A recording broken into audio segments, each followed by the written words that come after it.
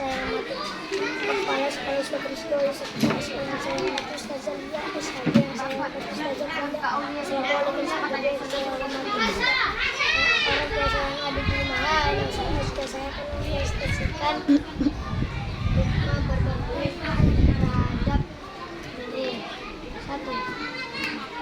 Akan mendapat kemuliaan di sisi Allah.